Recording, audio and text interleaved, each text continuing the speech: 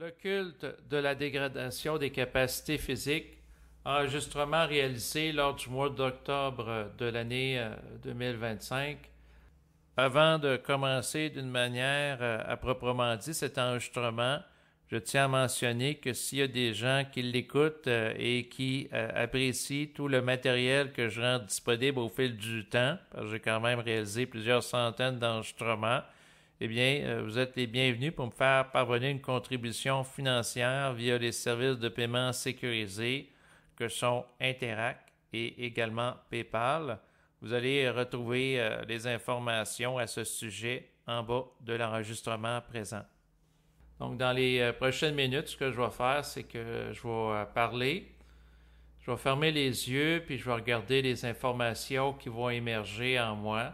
En tant qu'ego, l'un des aspects que je trouve difficile à accepter, c'est la dégradation des capacités physiques en vieillissant, dans le sens que lorsque les êtres humains avancent en âge, des fois, ils vont... en fait, la plupart du temps, il y a une dégradation de la masse musculaire.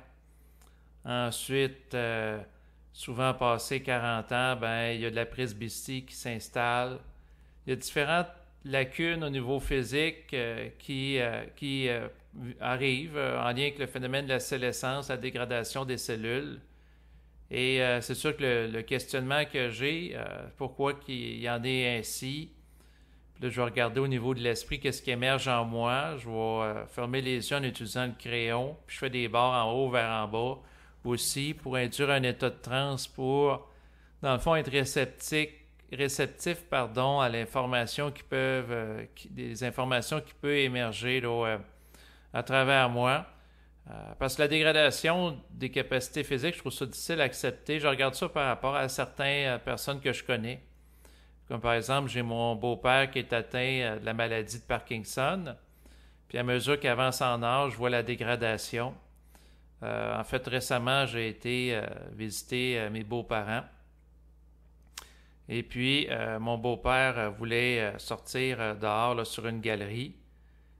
Puis, il y a une fenêtre coulissante transparente qui mène à la galerie avec un cadre. Et puis il fallait qu'il enjambe le cadre pour aller sur la galerie, puis il n'était pas capable. La jambe était barrée, le pied n'était pas capable de lever du sol. Donc, il n'a pas pu aller dehors alors qu'il faisait soleil.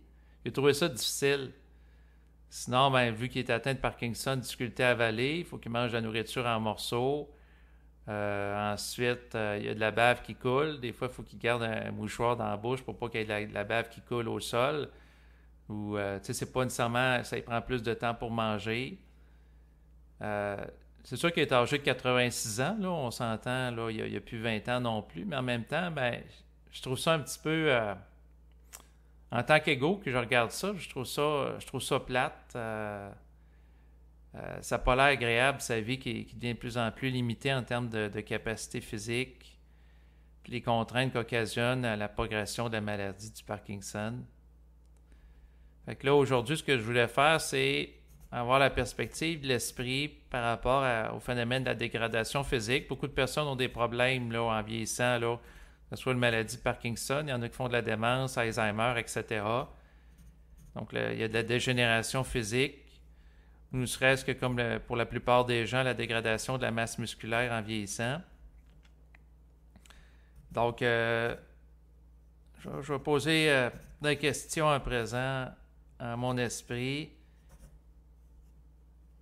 Pourquoi que l'être humain vit des situations de dégénération physique comme ça?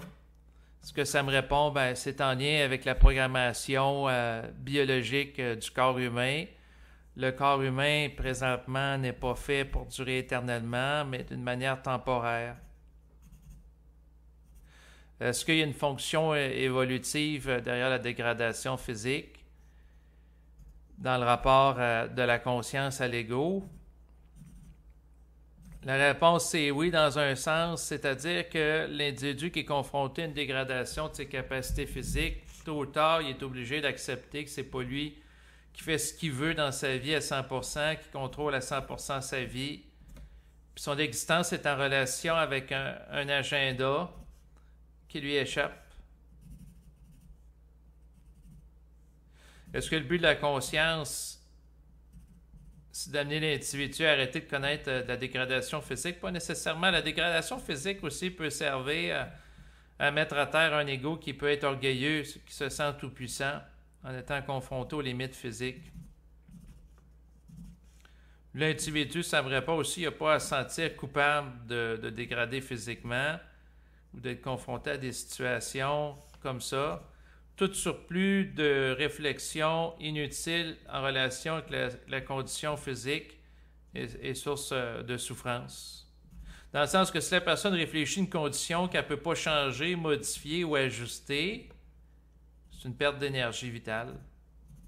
Et dites-vous, si vous réfléchissez à votre beau-père qui voit ses capacités physiques dégradées, parce que autrefois, il était capable de monter des escaliers. Là, il a de la difficulté à peine à soulever son pied là, de quelques centimètres du sol pour aller, dans le fond, lever le pied au-dessus du cadre de la fenêtre coulissante pour aller sur la galerie. Ben, c'est moi qui souffre.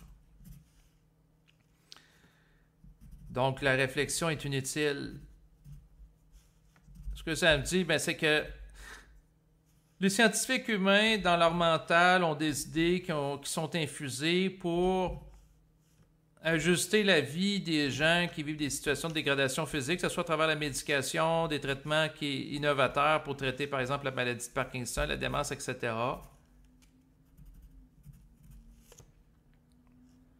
Ce que ça me répond aussi par rapport au phénomène de démence et à l'Alzheimer, il y a dans certains cas de l'astralisation, de la capitulation d'une conscience subjective par rapport à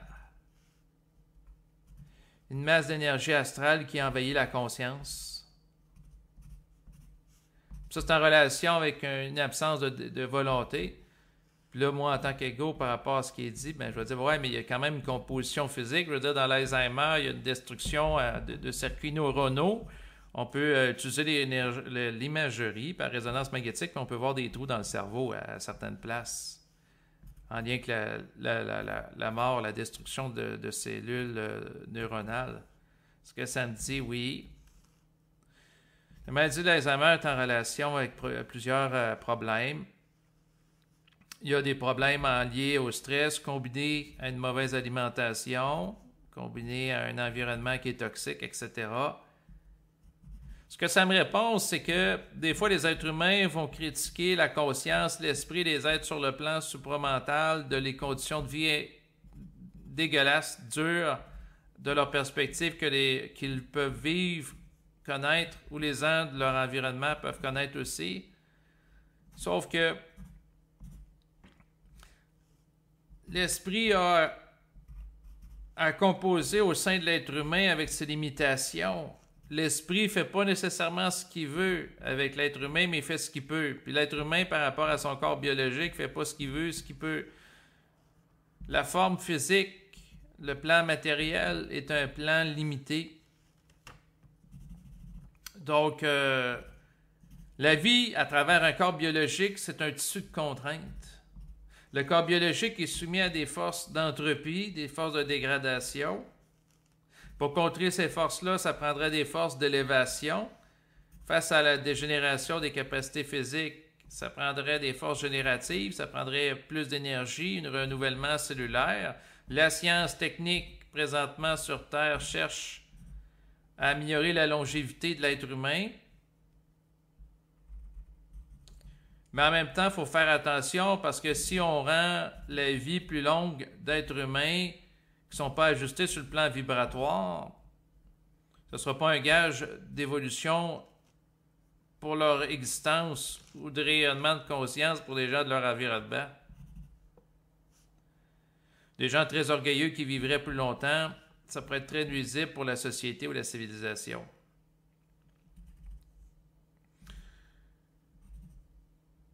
Sinon, ce que ça me dit, c'est que l'individu est confronté dans la vie à accepter des choses qu'il ne peut pas changer, puis pour être capable de composer intelligemment avec la dégradation de la forme du corps biologique, il faut être libre de la forme. Ça prend un certain détachement. C'est pas un mépris de la forme en passant, là. Ça veut pas dire que la personne doit pas prendre soin de sa santé puis démissionner de sa vie, démission psychologique qui l'amène à sombrer dans la dépression puis de se laisser aller à la mort, là. Puis sombrer dans la déchéance, c'est pas ça qui est question, mais un sain détachement par rapport au corps physique en relation avec l'acceptation du fait que l'individu, sa vie, elle ne contrôle pas nécessairement.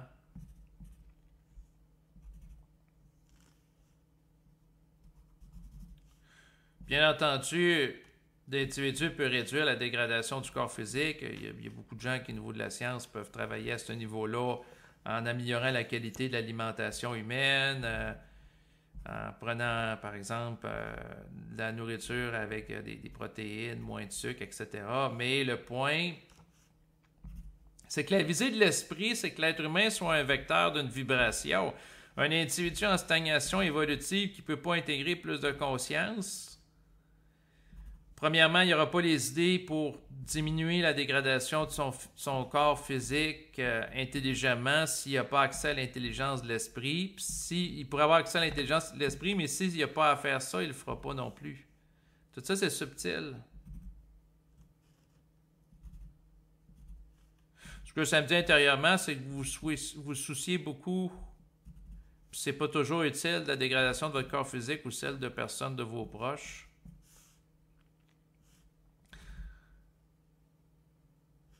Vous devez plutôt vous occuper à vivre et à agir d'une manière ajustée avec la vibration. La préoccupation dans le sens de réflexion est une perte d'énergie. Quelqu'un qui se préoccupe de son vieillissement d'une manière outrancière ou celle de ses proches est astralisé. Pour ne pas être astralisé, c'est-à-dire dominé par des forces qui orientent ou dilapident nos énergies ou qui ont tendance à nous amener, à nous émotiver envers une forme de tristesse par rapport au vieillissement de certaines personnes. L'idée, c'est pas de mépriser certaines personnes ou de nier la dégradation de leur capacité.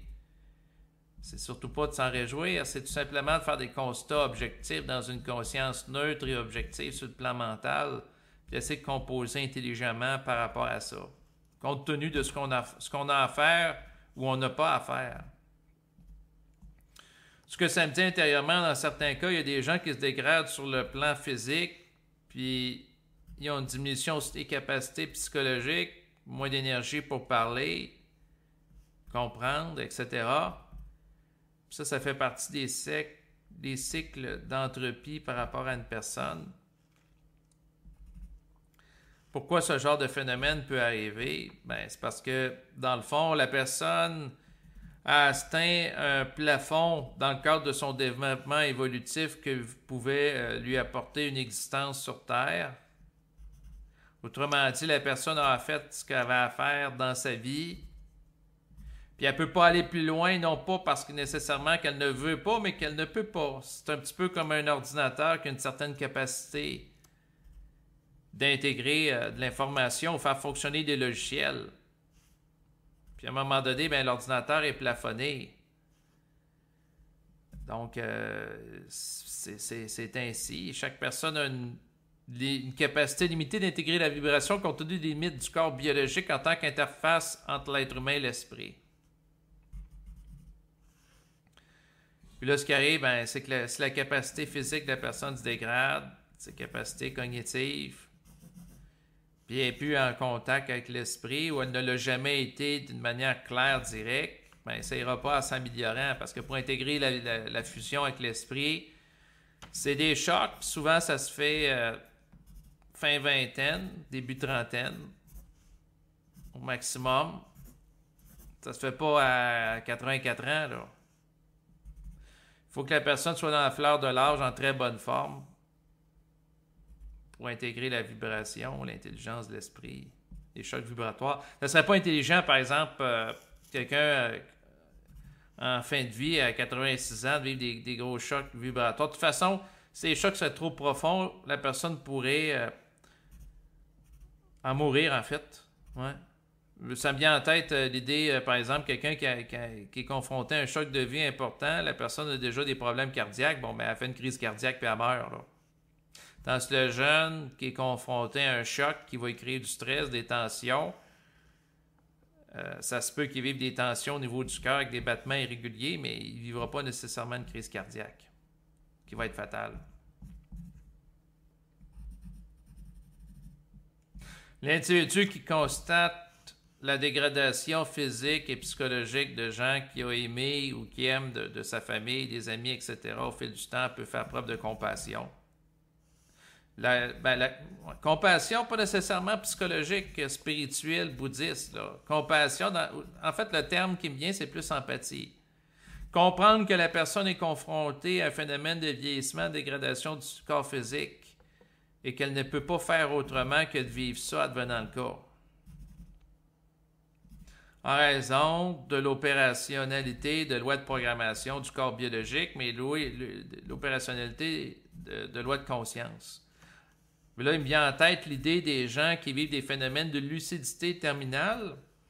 De plus en plus des gens sur Terre, puis là, c'est rapporté, puis là, il commence à avoir des scientifiques qui s'intéressent, c'est-à-dire que dans les derniers moments de la vie, il y a des personnes qui peuvent atteindre de maladies cognitives importantes. Prenons par exemple la maladie d'Alzheimer. Et tout d'un coup, quelques heures ou quelques jours avant que la personne meure, alors que ça faisait des mois qu'elle n'avait pas nécessairement de propos cohérents, de lucidité, tout d'un coup, elle fait allusion à des faits concrets, à des états de conscience qui émergent en elle, où ce qu'elle va tenir des propos cohérents par rapport à des personnes, même évoquer des souvenirs alors qu'elle ne le faisait plus, quelque temps avant de mourir. Alors que sur le plan physique, le cerveau physique est lourdement endommagé. La particularité d'aujourd'hui par rapport à la science matérialiste, c'est qu'on peut faire des imageries par résonance magnétique du cerveau, qu'on peut sauvegarder des différentes imageries au fil du temps pour, par exemple, étudier la dégradation du cerveau liée à la maladie d'Alzheimer, donc sur plusieurs années. Puis là, on voit que le cerveau est toujours autant dégradé, mais la personne est un peu plus lucide qu'elle pouvait l'être avant, à quelque temps avant de mourir.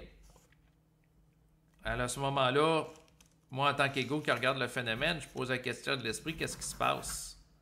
Ben, ce que ça me dit, c'est que au-delà de l'infrastructure physique des neurones, le câblage, l'aspect mécanique de la dimension humaine, il existe l'énergie de la conscience qui va travailler l'individu d'une certaine façon.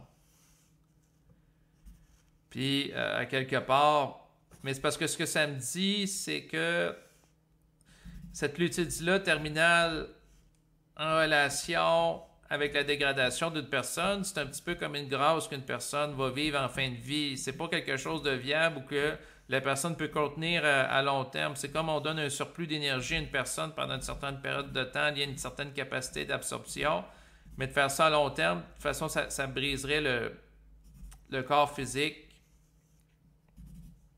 Ça créerait des tensions. Ce qui me vient en tête, c'est un petit peu comme une machine que si vous la faites fonctionner plus que son seuil habituel, ben éventuellement, elle va casser parce qu'il y a trop d'informations, trop d'accélération. OK, l'image qui me vient en tête, c'est un petit peu comme quelqu'un qui est habitué à soulever des poids et haltères, donc contenir une charge. Disons que la personne est habituée de soulever 120 livres au bench press. Pourquoi que je dis des livres? C'est parce que je vis au Québec. Peut-être que si je serais en Europe, je dirais des grammes ou des kilogrammes. Puis, à un moment donné, la personne, elle soulève 120 livres, est confortable, est sous tension à 140. Bon, ben, ça serait un petit peu comme la garder tout le temps à 140 livres. Puis à un moment donné, ben, ça peut créer des dommages irréparables. Fait que l'histoire de la lucidité terminale ne pourrait pas être maintenue dans le temps. La lucidité terminale, elle ne vient pas du cerveau physique. Le cerveau physique est endommagé, ça vient de la conscience qui est par-delà le cerveau, qui s'exprime à travers l'individu, mais qui peut créer, lorsque c'est vécu au sein de l'individu, des tensions au niveau cellulaire. Puis ça demande beaucoup d'énergie. C'est très énergivore. Mais c'est en relation avec le chevauchement d'un plan de réalité sur la personne. Puis pourquoi que ça peut être permis? C'est tout simplement pour des raisons d'équilibre d'énergie. Résolution karmique, dans certains cas, épuration d'un déséquilibre énergétique familial, ce que certains vont parler d'épuration d'un karma familial. Autrement dit, il y a une volonté à travers la conscience qui anime l'individu de générer un rééquilibrage énergétique par rapport à une autre personne. À travers des propos, une présence lucide, certaines paroles, pour favoriser le deuil éventuel d'une personne, préparer le terrain d'une manière adéquate, ajustée par rapport à des gens de l'environnement. Mais ce que ça me dit quand même, c'est que la lucidité terminale, c'est intéressant parce qu'il me vient en tête que c'est un petit peu comme un phénomène dans certains cas de possession, un peu comme par exemple quelqu'un qui entre en psychose. Bon, ben, il y a des psychiatres qui rapportaient que quelqu'un qui est en état de psychose, il voit sa capacité physique décuplée, augmenter, ce qui fait que des fois, ça prend plusieurs agents de sécurité pour maîtriser quelqu'un en état de psychose parce qu'il y a plus de force que dans son état habituel. Pourquoi? C'est en relation avec la pénétration d'énergie. Dans le cas de la psychose, c'est une pénétration d'énergie d'astral. Dans le cas de la lucidité terminale, c'est en lien avec l'activité d'une pénétration d'énergie qui peut provenir de l'esprit ou d'êtres de haute spiritualité qui ont un souci de rééquilibrage énergétique par rapport à d'autres personnes qui vont s'exprimer à travers l'individu pour mettre fin dans une certaine mesure, d'une manière un peu plus ajustée à une expérience humaine qui la lie à certaines personnes de l'environnement. Puis le but, c'est que la parole soit porteuse d'ajustements vibratoires qui favorise une plus grande paix, un plus grand vide mental au sein de l'individu concerné. En fait, ce que ça me dit, c'est que si la personne vit la fusion, elle pourrait connaître une dégradation de ses capacités cognitives, capacités de calcul mental, capacités de représentation mentale de forme géométrique, capacité de compréhension de la temporalité, se situer dans le temps, quel jour, quelle heure. Mais si la personne est en fusion, on peut lui donner accès à des états momentanés de lucidité, selon ce qu'elle a à accomplir. Le corps physique peut être pénétré par des forces énergétiques qui échappent à la compréhension des scientifiques matérialistes de l'époque actuelle. Et le phénomène de lucidité terminale est interprété par des gens de haute spiritualité comme étant un miracle du bon Dieu ou du Jésus. Pour un scientifique, c'est un phénomène incompréhensible. Mais c'est parce que c'est en lien avec des lois d'énergie qui leur échappent. Mais éventuellement, il y en aura une compréhension. Éventuellement, la science de l'esprit sera descendue à la surface du globe. Chaque chose en son temps. Qu'est-ce que la personne qui se conscientise, qui est confrontée à un individu en perte d'autonomie, de capacité physique, de son environnement à faire? Ben, ça dépend. Moi, récemment, j'ai un oncle qui est décédé, qui était atteint de la maladie du Parkinson. Mais je n'avais pas nécessairement la vibration de lui parler. Ça fait des années que je ne lui parlais pas. J'avais fait un enregistrement il y a quelques jours par rapport à ça, aux semaines, le temps passe tellement vite. Où, il est décédé, mais je n'avais pas la vibration d'aller à ses funérailles. Non pas par manque de respect par sa personne, mais par simplement absence de vibration. Je n'avais rien nécessairement à lui dire de mon vivant. Une fois qu'il est décédé, je n'ai pas nécessairement quelque chose à lui dire. Puis si j'aurais voulu être pleinement moi-même en sa présence, j'aurais créé des chocs vibratoires. Est-ce que c'est intelligent de créer des chocs vibratoires pour ajuster une personne en perte d'autonomie qui n'a pas nécessairement la capacité de les contenir ou de s'ajuster intelligemment par rapport à la vibration à laquelle on peut transmettre à travers son être, sa parole, sa présence rayonnante? La réponse est non. Une des choses difficiles à accepter pour l'ego, c'est que dans certains cas, ce qui est intelligent, c'est de parler avec une personne pour l'ajuster. D'autres fois, non. Des fois, on n'a rien à faire. Des fois, ça peut nous dire intérieurement, cette personne-là va connaître une dégradation de ses capacités physiques et cognitives. Vous n'avez rien à faire. si vous obstinez à vouloir faire quelque chose, à ajuster, la personne, ça va être comme un coup d'épée dans l'eau. C'est-à-dire que la personne n'aura pas la capacité d'absorber votre vibration parce qu'elle n'est pas mise en vibration par l'esprit pour être capable de la capter et de l'intégrer d'une manière pleinement adéquate. Autrement dit, si la réception psychique n'est pas possible pour la personne de capter la vibration que vous émanez à travers votre parole, de vouloir avoir des propos vibratoires pour ajuster la personne, ça va être interprété dans le meilleur des cas d'une manière psychologique, puis ça risque de se retourner contre vous. Donc d'être plus nuisible qu'utile. Sur le plan humain, naturellement, quand je regarde le phénomène de la dégradation des capacités physiques, quelqu'un qui a de la difficulté à marcher, on peut l'accompagner pour se déplacer, mais on n'a pas nécessairement pour rôle de lui expliquer qu'est-ce qui se passe par rapport à elle, puis qu'est-ce qui se passe par rapport à elle pourrait être extrêmement choquant, dans le sens de dire à la personne que il est sous le joug de force astrale, la personne qui fait de la démence, d'y expliquer que sa conscience ne peut pas s'élever à un taux vibratoire de volonté oppositionnelle suffisamment fort pour mettre en échec les interférences et courants d'énergie astraux qui sont en train de coloniser d'une manière intensive sa psyché. Donc, si on expliquerait qu'une personne a de moins en moins la puissance de déloger l'astral dans sa conscience, puis c'est un cercle vicieux, puis qu'elle ne peut rien y faire, ça risque de l'amener à réfléchir et de se sentir impuissante. Donc, ça va être nuisible plus qu'autre chose. La personne n'a pas nécessairement à dévoiler à l'autre sa condition psychique. De toute façon, quelqu'un pourrait interpréter comme étant orgueilleux d'une personne qui va dire à l'autre, t'es comme dans le pétrin, tu vis ça, mais tu peux rien faire d'autrement parce que tu es soumis à des lois qui te lient au corps biologique, des lois de programmation d'âme qui fait en sorte qu'il ne peut pas en être autrement. Donc, c'est comme une fatalité. Exposer une personne à une fatalité, c'est pas intelligent.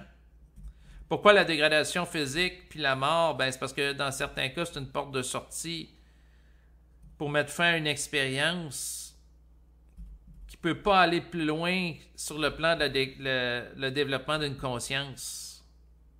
Autrement dit, la conscience peut atteindre un plateau évolutif. En relation avec le fait du corps physique n'est plus adapté, ajusté pour qu'elle intègre davantage de chocs vibratoires, ce qui fait que, dans le fond, par la suite, elle n'a d'autre choix que de connaître et de subir la condition qu'elle subit. C'est des lois d'entropie de la forme qui sont vraiment, quand je le regarde avec mon ego, je les réfléchis, sont dégueulasses. Mais c'est parce que je donne la valeur à l'importance d'être jeune, en santé, d'être en bonne forme physique. Tant que je donne des valeurs à des choses comme ça, subjectives, tant que je donne le pouvoir au fait, à ce qui ne va pas dans ce sens-là, de me faire souffrir ou de faire souffrir les gens de mon environnement. Il y a une dimension psychologique, tant que je réfléchis que c'est une bonne chose d'être en santé. C'est ça, c'est que mon regard est polarisé. C'est comme, par exemple, moi, j'ai une jeune fille, elle va avoir bientôt 3 ans, dans quelques semaines. Puis là, je vois qu'elle se développe. Du jour au lendemain, elle parle de plus en plus. Elle fait des phrases plus complètes, meilleure mobilité physique. Donc, elle est plus à l'aise avec son corps pour marcher, pour courir. Il y a un développement. Un bébé, au début, ça ne marche pas. À un moment donné, ça se met à ramper. À un moment donné, ça se met non seulement à marcher, mais à courir. Et là, ma compagne observe ça aussi, fait que c'est intéressant. Mais en même temps, je vois des personnes de mon environnement que leur capacité physique dégrade, ou moi-même, j'ai un changement de vision qui fait en sorte que sur le plan de ma condition physique, moi, je t'atteins une myopie, mais là, à cause que mes yeux changent en vieillissant, là, je suis obligé d'enlever mes lunettes pour regarder de proche. Pour être capable de voir comme il faut de proche les petits caractères. Donc, là, je ne veux pas avoir des foyers sur mes lunettes. Fait que je résiste à la condition. Je trouve ça plate. Mais présentement, au niveau de ma conscience, ça ne m'affecte pas, ça ne m'empêche pas de fonctionner. L'une des réalités difficiles à accepter quand je réfléchis par rapport à ma personne, c'est que mon corps biologique, ma conscience, est en relation avec un contexte planétaire limitatif au niveau de mon absorption d'énergie de l'esprit. La capacité d'énergie qui provient du plan éthérique qu'une personne peut intégrer de son vivant est limitée, je regrette. Bien que le plan éthérique est un niveau de réalité infini, de par la substance médiatrice entre le plan éthérique et la conscience humaine, qui est le corps biologique, en tant qu'espace tampon d'absorption d'énergie, il y a des limites. Quel est le but de la vie? Bien, c'est sûr, ça me répond, c'est d'intégrer l'énergie, d'en être le vecteur à un certain niveau, de s'ajuster vibratoirement. Plus que la personne est capable de contenir et d'intégrer des descentes d'énergie, plus qu'elle est susceptible d'en vivre. Ce que ça me dit, ce qui est intelligent pour l'être humain, c'est de ne pas faire interférence aux descentes d'énergie qui proviennent de l'esprit, mais d'agir en concordance par rapport à elles plutôt que de retarder le mouvement sous l'influence, entre autres, de forces retardataires. Mais c'est tellement difficile de ne pas avoir de résistance par rapport à l'esprit tant qu'on est un ego puis on a la capacité de réfléchir. Ce que ça me dit, c'est qu'au lieu de passer du temps à vous morfondre par rapport à la dégradation physique de gens de votre environnement ou de réfléchir à ça, utilisez donc votre énergie créativement pour vous manifester à travers la parole, faire des actions concrètes dans votre quotidien qui sont porteurs de sens pour vous, comme par exemple, c'est intéressant, ça me dit de vous occuper de la bourse, de gérer vos placements en matière de crypto-monnaie. Bah, mais là, ce que ça me dit en même temps, ben, illusionnez-vous pas, là. Le but dans votre vie, c'est pas de devenir riche en investissement sur le Bitcoin et les altcoins.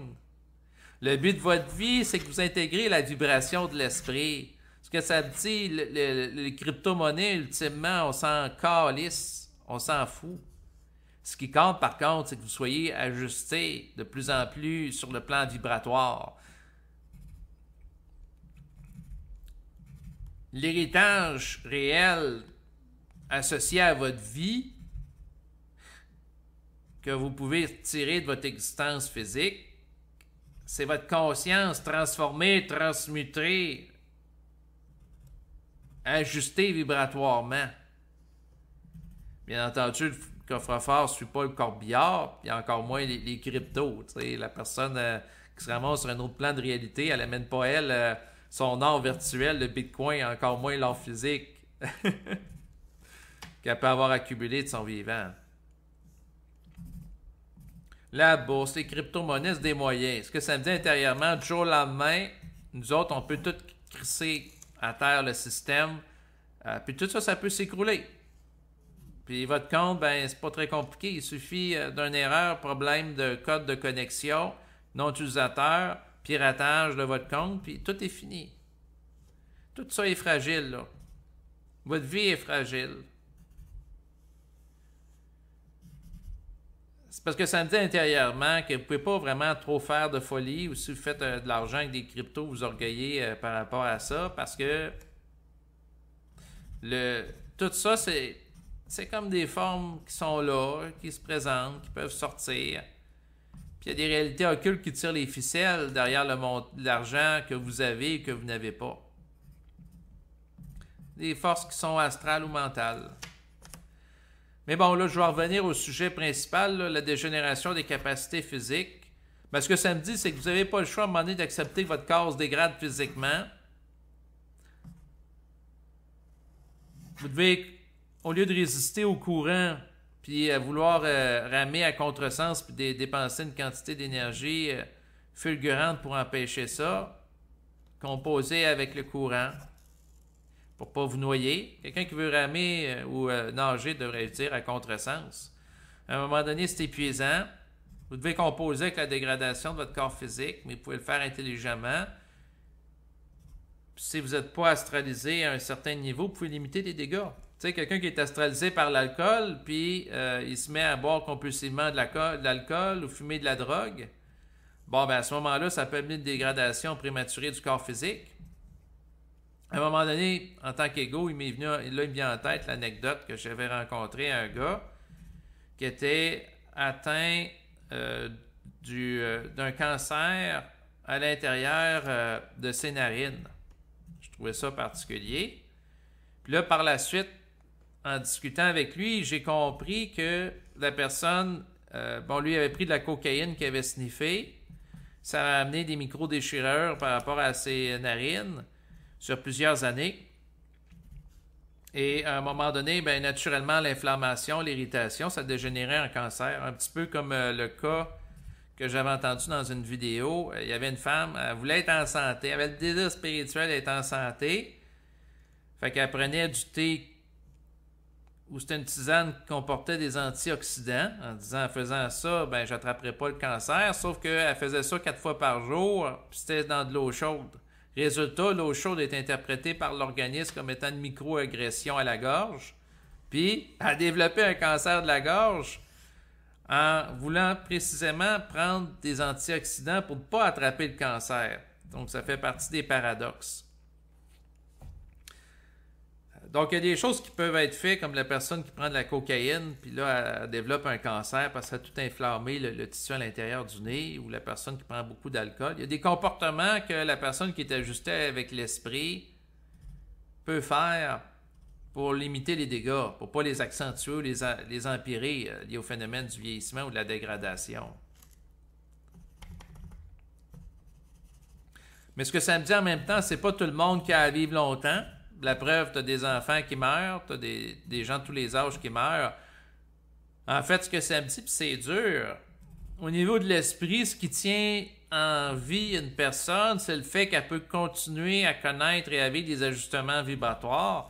Et bien à présent, le cas du doc Mayou, le docteur Pierre Mayou, psychiatre au Québec, qui longtemps a fait des émissions où ce qu'il faisait des discussions avec le public, la consultation dans le domaine de la psychiatrie. Mais ce que ça me dit intérieurement, c'est que ce gars-là, il a été modifié sur le plan occulte. Ironiquement, le gars, il est athée, mais par moments, à travers la colère qu'il exprimait, à travers ses interventions, ses émissions, vous en avez plusieurs centaines sur YouTube, il véhiculait une vibration transformatrice.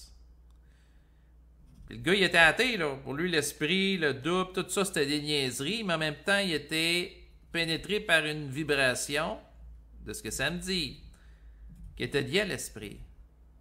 Puis ce gars-là, il est mort, il était dans les 60, je pense qu'il avait 74, 75 ans, là. Puis par rapport à sa psychologie, c'est un homme très travaillant.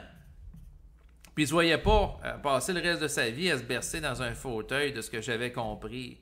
Il y a une vibration active, puis au niveau de l'esprit, en tant que tel, l'esprit travaille une personne ou va chercher à travailler d'autres personnes pour qu'elles soient en situation d'interface. Un peu comme le psychiatre qui faisait de la consultation avec plusieurs personnes.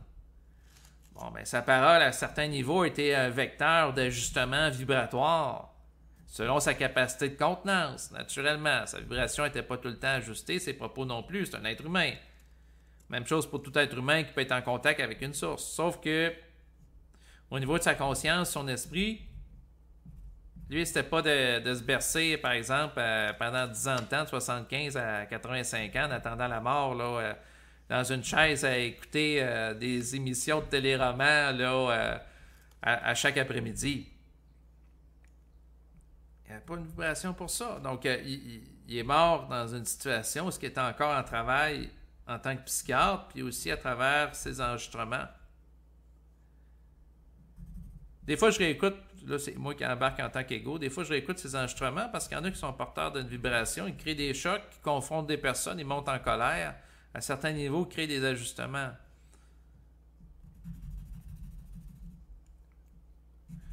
Le but de l'esprit, en réalité, c'est d'ajuster un monde imparfait, celui de la forme, pour le coloniser sur le plan vibratoire, pour l'amener plus loin. Puis il le fait à différents niveaux, à travers les idées que les êtres humains ont dans leur tête pour, avec une sensibilité grandissante, améliorer le sort des malades.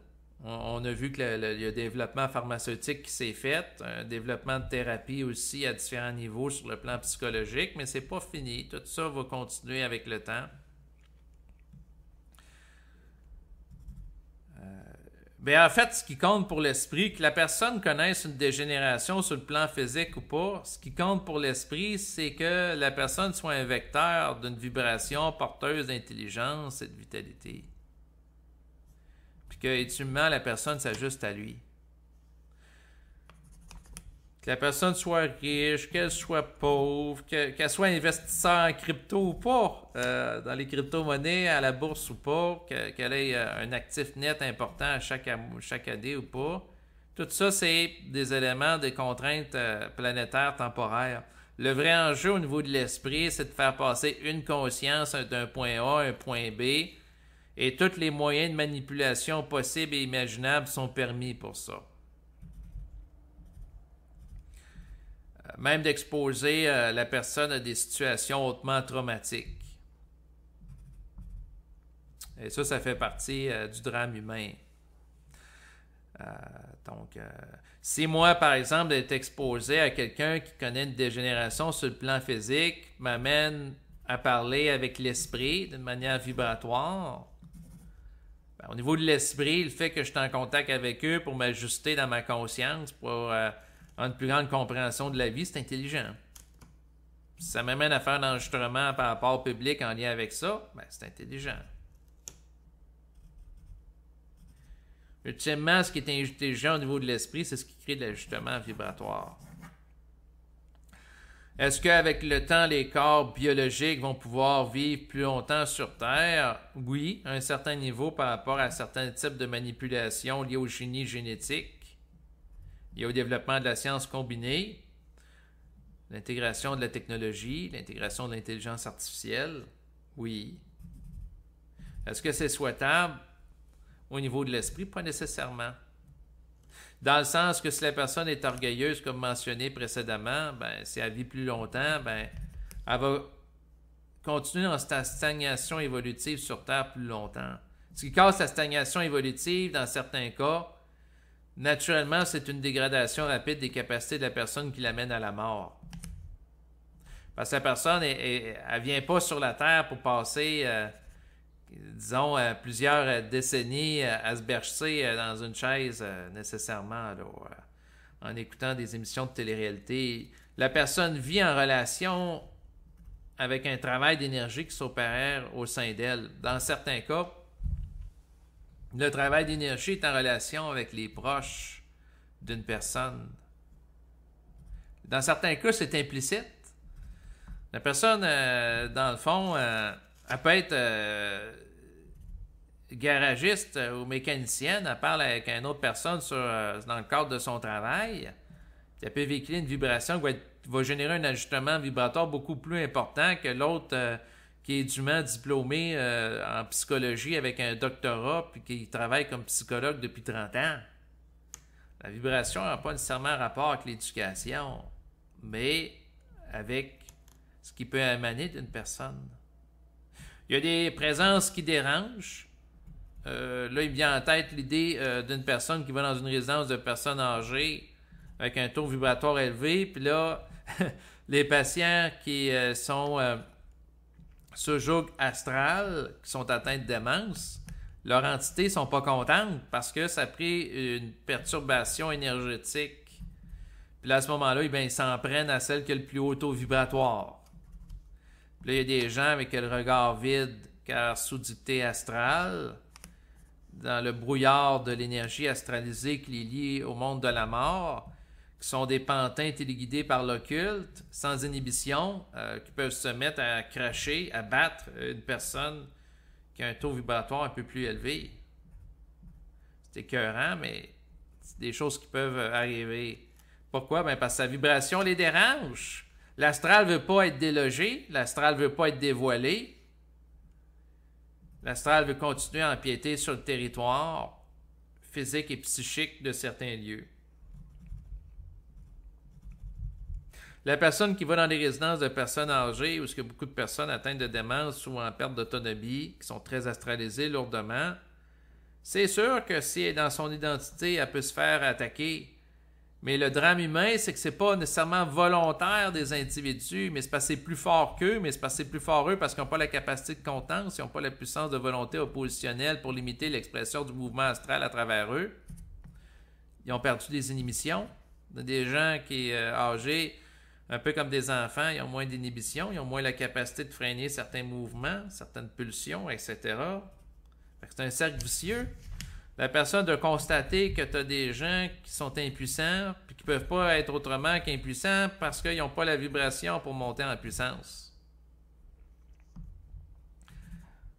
La seule chose qu'ils peuvent faire, c'est de ne pas se laisser astraliser, puis qu'ils le veulent ou qu'ils ne le veulent pas, ils vont être impliqués dans des combats psychiques.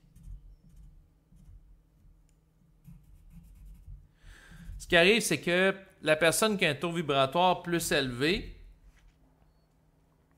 c'est comme de l'eau chaude. Puis elle va dans un environnement avec de l'eau froide. Puis les poissons qui sont habitués de vivre dans l'eau froide, en étant confrontés à plus de chaleur, ils n'aiment pas ça. Fait qu'eux autres, ils vont essayer de neutraliser, s'ils peuvent, l'élément qui génère la chaleur pour le rendre froid, mort. Le rendre astral. Donc, si la chaleur, c'est l'esprit, puis l'eau froide, c'est l'astral, bien, ils vont essayer d'amener une dégradation vibratoire au sein de l'individu parce que ça leur crée une tension énergétique. C'est un petit peu comme quelqu'un qui est habitué de soulever 120 livres, puis tu demandes de soulever 140 livres, tu y crées un choc, là. C'est le même principe. Ce qui fait que les soignants, les aidants dans des résidences de personnes âgées, dans certains cas, vont être attaqués de manière multiple par l'astral des gens qui sont les personnes qui bénéficient de leurs services. Ce qui fait que ce travail-là, dans certaines mesures, dans certains cas, peut être extrêmement ingrat sur le plan occulte. Dans le sens qu'il y a une partie du travail qui n'est pas nécessairement reconnue, c'est-à-dire le travail de contenir la vibration astrale de gens qui sont astralisés, qui ne peuvent pas faire autrement compte tenu des lois de programmation qui jouent en leur défaveur, et le fait qu'ils ne sont pas marqués pourvu de la fusion de leur vivant pour les amener à toucher à une conscience plus lucide. Bon, mais si ce travail-là n'est pas reconnu, le fait que ça les expose à des expositions énergétiques au niveau occulte parce que c'est voilé, ben c'est sûr que quelqu'un qui réfléchit à ça sur le plan psychologique peut trouver ça souffrant. Mais le point que je veux faire, c'est que la personne a à vivre sa vie par rapport à elle, à intégrer ce qu'elle peut, non pas ce qu'elle veut, parce que le désir de l'ego, naturellement, c'est pas lui qui peut... L'ego ne peut pas devancer le temps d'intégration de la conscience ou de l'énergie. Chaque chose, ça se fait en son temps. Puis l'ego qui a l'illusion d'être aux commandes de sa vie ou que les gens sont aux commandes de la vie, il se leurre. Et des fois, ce leurre-là est défait quand il est confronté à des problèmes de santé physique qui lui échappent. La personne qui avance en âge qui a des problèmes de prostate pour uriner, problème de mal de dos, problème de mal de genou, etc. Puis il voudrait changer les conditions, puis il ne peut pas. Ben, c'est des deuils. La conscience permet à l'individu de faire le deuil de ses capacités physiques, de son deuil aussi, dans une certaine mesure, de ses relations avec ses proches, de son portefeuille financier, son portefeuille d'investissement, etc.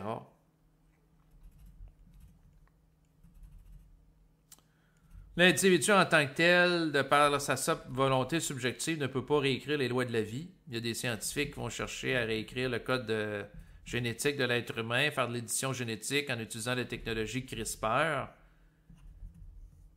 Bon, ils peuvent faire certaines réussites à certains niveaux, mais ça ne sera pas absolu.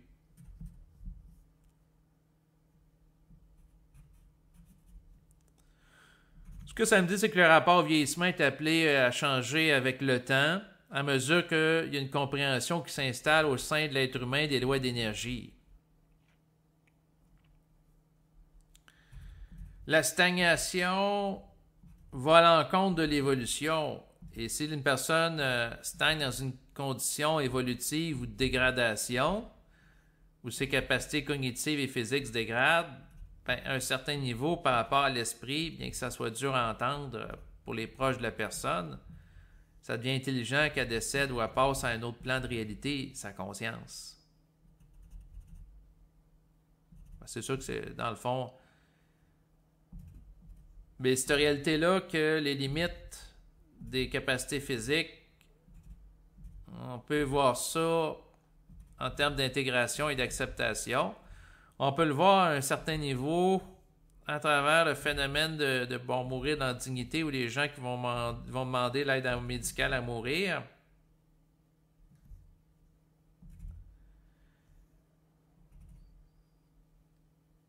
Qui est en lien avec une acceptation qu'une condition physique ne peut pas être améliorée dans un certain cas. Il y a un plafonnement, puis il y a une souffrance vécue psychologique de l'individu qui est grande. Est-ce que l'aide médicale à mourir dans certains cas peut être ajustée? La réponse est oui. Est-ce que dans d'autres cas, elle ne l'est pas? Oui. Est-ce que ça peut amener à des abus, l'aide médicale à mourir? Certainement, comme dans toute chose.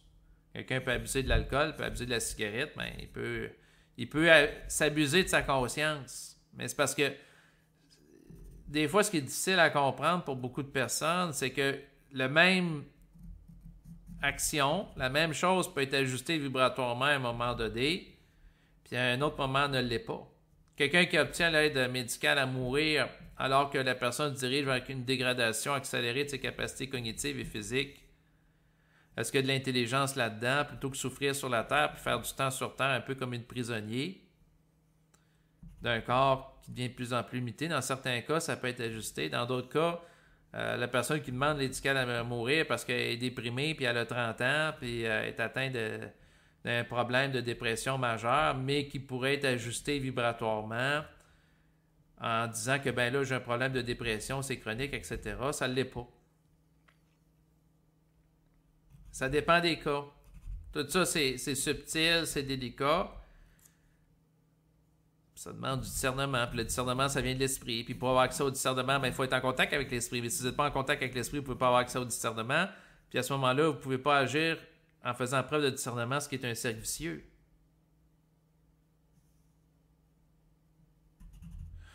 Bon, je vais arrêter présentement l'enregistrement. Je veux avoir, en tant qu'ego, ça c'est mon désir d'ego, je veux avoir une conclusion intelligente à l'enregistrement présent sur la dégradation des capacités physiques. Ce que ça me dit, c'est perdez pas trop de temps dans votre vie à réfléchir à la dégradation de vos capacités physiques. Occupez-vous d'être en santé, physiquement, psychologiquement, d'être cohérent, d'être à l'écoute de nous. Puis vous allez puis vous ajuster à nous autres en n'étant pas trop tête de cochon, boqué, fermé. Puis vous aurez atteint quelque chose de grand de votre vivant sur le plan de la transformation et de l'intégration de notre énergie en votre sein, dans l'optique de vous amener plus loin dans la compréhension de vous-même et pour obtenir une plus grande vitesse de transport en tant que conscience qui éventuellement se véhiculera sur différents plans de réalité avec une capacité de propulsion bonifiée en relation avec l'intégration de notre présence en vous. Bon, ben, c'est quand même intéressant. Donc, c'est ce complète l'enregistrement présent. Comme je vis sur un plan physique qui est régi par des lois limitatives, dont celle de l'argent, ben, écoutez, et que je suis dans une situation avec des contraintes physiques, financières, ben, si vous appréciez cet enregistrement ainsi que les autres que je rends disponibles au public, parce qu'il y en a quand même plusieurs centaines, eh bien, vous êtes les bienvenus pour me faire parvenir une contribution financière via les services de paiement sécurisés que sont PayPal et également Interac. Vous allez retrouver les informations à ce sujet en bas de l'enregistrement présent. Et puis, bien, je vous remercie de votre écoute et je vous dis à bientôt. Au revoir.